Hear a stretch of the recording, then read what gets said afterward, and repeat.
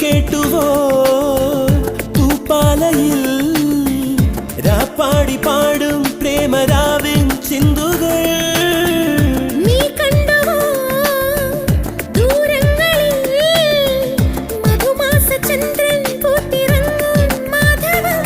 അവിടെയോ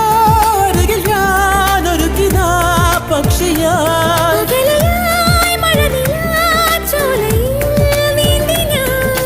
വിരഹമെന്ന പദമില്ല കവിതകളിൽ ഒരു നിമിഷം സുന്ദരൻ എന്നോമൽ സുന്ദരി